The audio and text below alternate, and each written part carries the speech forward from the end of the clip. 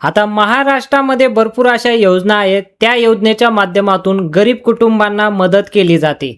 त्याच प्रकारे एक योजना आली होती 2024 मध्ये योजना आली होती की ई श्रम कार्ड योजना। बहुतेकांना तुम्हाला माहित असेल की ई श्रम कार्ड एक योजना आहे।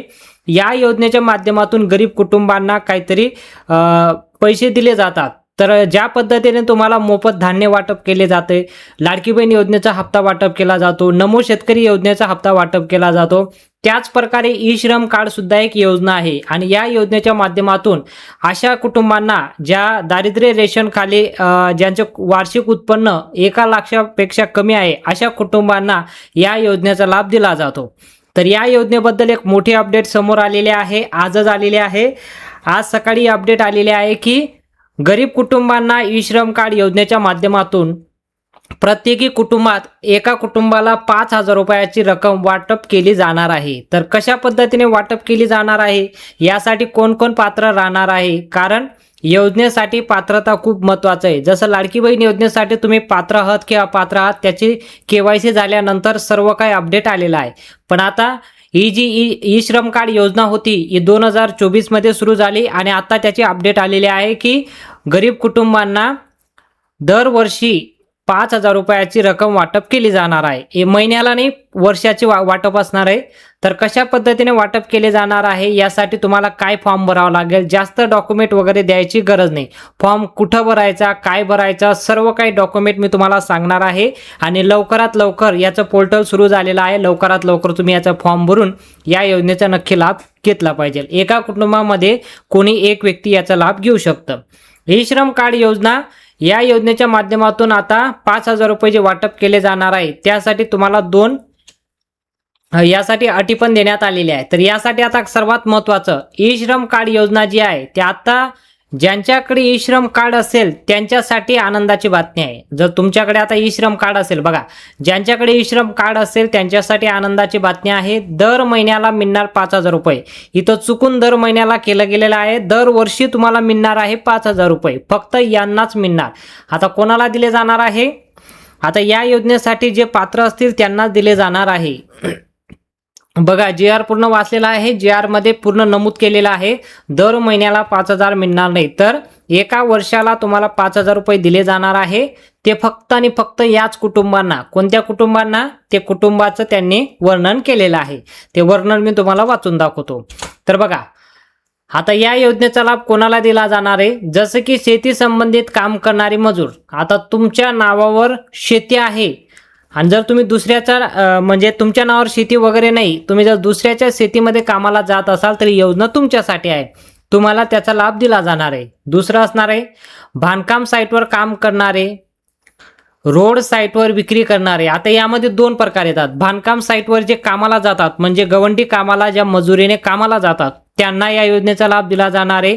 रोड साईटवर विक्री करणारे, छोटे मोठे प्लास्टिकचे वस्तू विकतात, भाजीपाला विकणारे, किंवा ऑटो चालक, बघा, ऑटो चालक सुद्धा चालणार आहे। ऑटो चालक असो, म्हणजे जेवढे पण हात मजुरी करतात त्यांच्यासाठी योजना आहे। लक्ष बरोबर आहे का, जेवढे पण हात मजुरी करतात त्यांच्यासाठी योजना आहे। ते तुम्ही शेती संबंधित काम करा, रोड साईटवर विक्री करा, ऑटो चालक असो, रोडवर विक्री करणारे, त्यापैकी हात मजुरी करणारे जेवढे पण कुटुंब असतील, म्हणजे ज्यांचा उदरनिर्वाह 1 लाखापेक्षा त्यांचं वार्षिक उत्पन्न कमी आहे, साधारणतः असं म्हटलं तर काय हरकत नाही, ज्यांचं 1 लाखपेक्षा उत्पन्न कमी आहे, अशा लोकांसाठी योजना आलेली आहे। आणि या योजनेचा लाभ कशा पद्धतीने दिला जाणार आहे, दरवर्षी तुम्हाला लाभ दिला जाणार आहे। तुम्हाला कुठंच काही करायची गरज नाही, फक्त तुम्हाला एक छोटासा फॉर्म आहे, तो तुम्हाला लगेच भरून घ्यायचा आहे आणि त्यासाठी लागणारे डॉक्युमेंट ते कसं तयार करायचं, काय करायचं, ती सुद्धा माहिती मी तुम्हाला सांगतो। तर बघा, आता या योजनेचे पैसे कसं मिळतील आणि कोणाला मिळणार आहे, तर मी आता तुम्हाला सांगितलं की या योजनेचा हप्ता कोणाला दिला जाणार आहे, अशा कुटुंबांना ज्यांचं वार्षिक उत्पन्न 1 लाखापेक्षा कमी आहे। आणि किती पैसे दिले जाणार आहे, कोणाला दिले जाणार आहे, तर कुटुंबातील प्रमुख जे असतील त्यांना दिले जाणार आहे। आणि यासाठी सर्वांचं व्हेरिफिकेशन होणार आहे। व्हेरिफिकेशन केल्यानंतरच तुम्हाला लाभ दिला जाणार आहे। आता ई श्रम कार्डसाठी या 4 अटी आहे, म्हणजे साधारणतः 5 अटी आहेत, पण 4 अटी सर्वात महत्त्वाचे ठरणार आहे। जर या अटीमध्ये तुम्ही बसत असाल तरच तुम्ही या योजनेचा लाभ घेऊ शकता, अन्यथा लाभ घेऊ शकत नाही. पहिली अट कोणती आहे? लाभार्थ्यांकडे ई श्रम कार्ड असले पाहिजे. तुम्ही ई श्रम कार्ड काढलं असेल. ई श्रम कार्ड हे प्रत्येक दवाखान्यात लागतं तुम्हाला. त्यासाठी तुम्हाला 4 लाख 5 लाखापर्यंत विमा असतो. म्हणजे तुम्हाला ऑपरेशनसाठी सूट दिली जाते. त्याच पद्धतीने ई श्रम कार्ड हे प्रत्येकाचं कडे असणं गरजेचं आहे.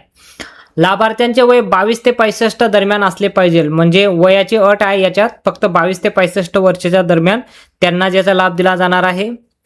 लाभार्थ्यांच्या कुटुंबात कोणी गव्हर्नमेंट नोकरीवर नसावं. जसं लाडकी बहीण योजनेसाठी नियम होता, लाडकी बहीण योजनेचा लाभ कोणाला दिला जाणार आहे? ज्यांच्या कुटुंबामध्ये कोणी सरकारी नोकरीवर नाही त्यांना लाभ दिला जातो. त्याच पद्धतीने आता लाभार्थ्यांच्या कुटुंबात कोणी गव्हर्नमेंट नोकरीवर नसावं. लाभार्थ्यांच्या कुटुंबात कोणी टॅक्स भरत नसावं. आता सेम हा निर्णय पण आहे. जर तुमच्या कुटुंबामध्ये कोणी टॅक्स भरत असेल म्हणजे तुमचं इन्कम जास्त असेल, सरकारला माहीत आहे, आणि जर टॅक्स भरलेला जर यांना ही लाभ दिला जाणार नाही, कारण ही गोरगरिबांसाठी योजना आहे आणि त्यांच्यासाठीच राहणार आहे. टॅक्स भरत असाल तर तुम्हाला दिला जाणार नाही. लाभार्थ्यांच्या नावावर शेत जमीन सुद्धा नसावी. तुम्हाला हे सुद्धा माहीत आहे. लाभार्थ्यांच्या नावावर कुठलीही शेत जमीन जर असेल तरी सुद्धा त्यांना लाभ दिला जाणार नाही. आणि यामध्ये या 5 अटी सर्वात महत्त्वाचे असणार आहे. या अटीमध्ये, या नियमांमध्ये जर तुम्ही बसत असाल तर तुम्ही फॉर्म भरू शकता. आणि फॉर्म भरताना कोणकोणते डॉक्युमेंट द्यायचे ते आपण पाहूया. तर बघा, फॉर्म भरताना लागणारे डॉक्युमेंट. ई श्रम कार्ड योजनेसाठी आवश्यक कागदपत्रे. सर्वात अगोदर तुम्हाला आधार कार्ड लागणार आहे. त्यानंतर तुमच्याकडे जे ई श्रम कार्ड आहे ते तुमच्या नावावर ते ई श्रम कार्ड घेऊन जायचं. Ration card, bank passbook. एक गोष्ट लक्षात घ्या, बँक पासबुक आधार कार्डशी लिंक असले पाहिजे.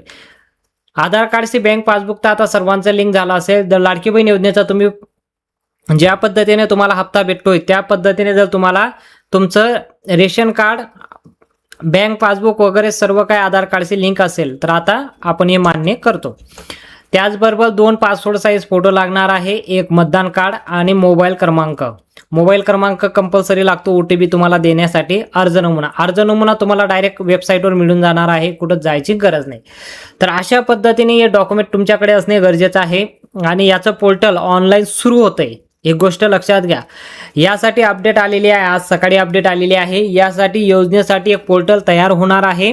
ते पोर्टल तयार झाल्यानंतर तुम्हाला त्याचं फॉर्म भरायचा आहे. ई श्रम कार्ड योजनेचा फॉर्म भरायचा आहे. फॉर्म भरून हे सर्व डॉक्युमेंट वगैरे तिथं अपलोड करून तुमचं दारिद्र्य रेशन कार्ड असेल ते रेशन कार्ड सुद्धा तुम्हाला द्यायचं आहे. आणि रेशन कार्ड दिल्यानंतर तुमचं इन्कमचा प्रूफ सुद्धा लागणार आहे. जर तुमचं 1 लाखापेक्षा इन्कम कमी असेल तरच तुम्हाला याचा लाभ दिला जाणार आहे. अशा प्रकारे तुम्हाला ऑनलाईन याचा फॉर्म भरायचा आहे. ऑनलाईन फॉर्म भरून तुम्ही या योजनेचा लाभ घेऊ शकता. अशा नवनवीन अपडेट बघण्यासाठी आणि महाराष्ट्रामध्ये जेवढी योजना असतात सर्व योजनेचा लाभ जर तुम्हाला घ्यायचा असेल तर आपल्या चॅनलला आजच सबस्क्राईब करा. आणि जी पण नवीन अपडेट येणार आहे ती सर्वात अगोदर आम्ही तुमच्यापर्यंत पोहोचवू.